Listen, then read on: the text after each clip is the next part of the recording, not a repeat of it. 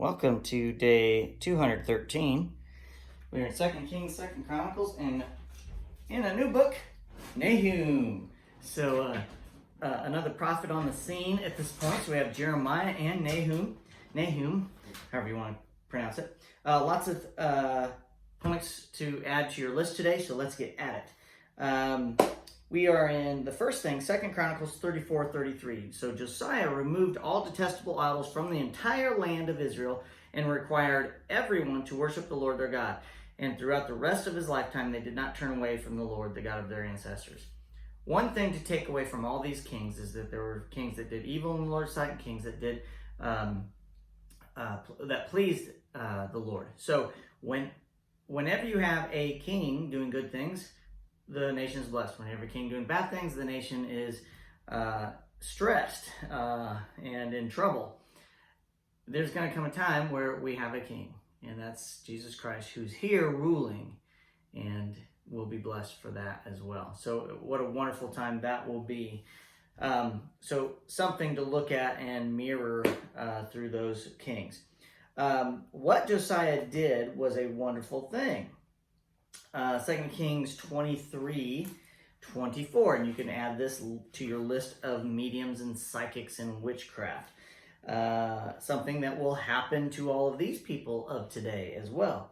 23:24 says, Josiah got rid of all the mediums and psychics, the household gods, the idols, and every other kind of detestable practice, both in Jerusalem and throughout the land of Judah. He did this in obedience to the laws written in the scroll that Hilkiah the priest had found in the Lord's temple.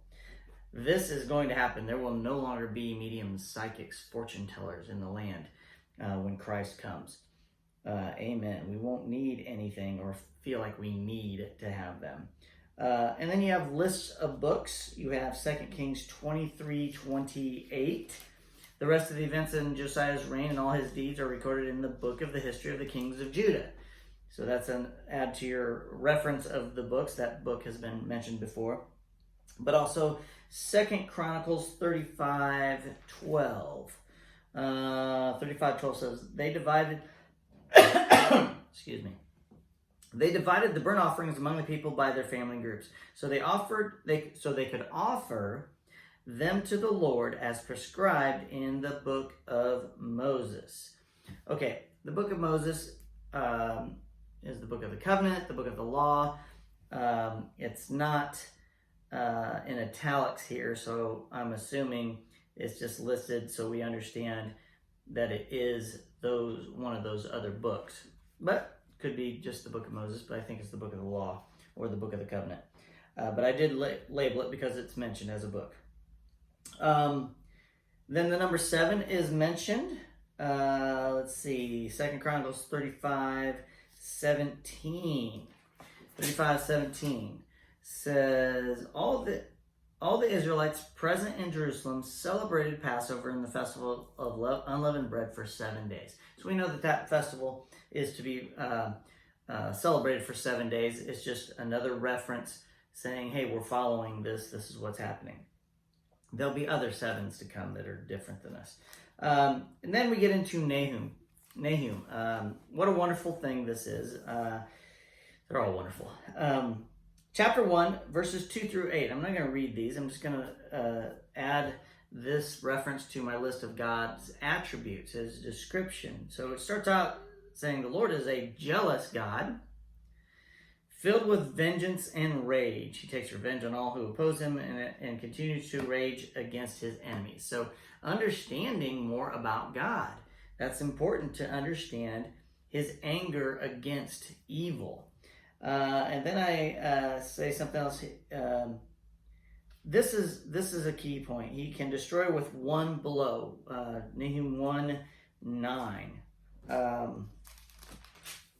Why are you scheming against the Lord? He will destroy you with one blow. I reference this because in Revelation, when Christ comes at the second coming, he is going to lay waste at Armageddon, probably in a moment. Not that he couldn't. I mean, don't think that he can't. He can. And I just want to reference that in one blow, in a moment of time. things can happen. Well, God created the heavens and the earth, so it can happen in a moment. The rapture is going to happen in a moment, in a blink of an eye, as lightning flashes across the sky. So those are just some examples of in a moment, and we will mention those as we get closer to the end. Now the future, 1:15. Now he talks about destroying Assyria and the Assyrian army and Nineveh here in a minute. But I wanted to mention verse 15 of chapter 1. Look, a messenger is coming over the mountains with good news. He is bringing a message of peace. Celebrate your festivals, O people of Judah, and fulfill your vows, for your wicked enemies will never invade your land again. They will be completely destroyed. Well, Germany invaded Israel and destroyed a lot of people. Israel wasn't their own nation then, but they searched for the Jewish people in Germany and throughout the nations surrounding those areas and oppress them. So Israel's not been allowed to be back in the land until May 15th, 1948. Now there were a few thousand people, a few tens of thousands of people, Israelites in Israel during that time, but not compared to today. We have almost 7 million in that land. So this is a future thing where they'll never be, which I think is occurring now. They're never going to be invaded, other than the Antichrist goes into the temple and desecrates the temple.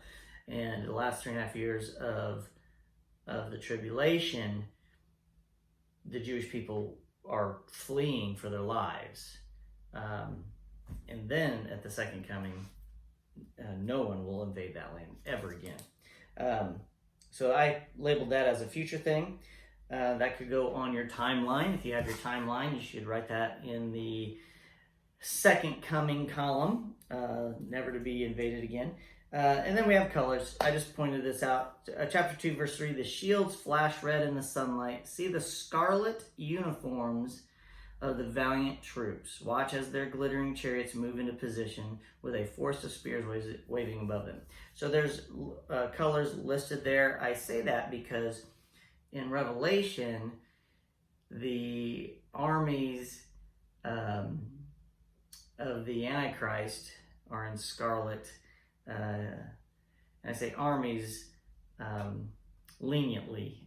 Really, the priests of the Antichrist and that religion, whatever it might be, are wearing those types of robes. So just mentioning those types of colors because they reoccur throughout the Bible. So that's your day 213, and we'll see you tomorrow.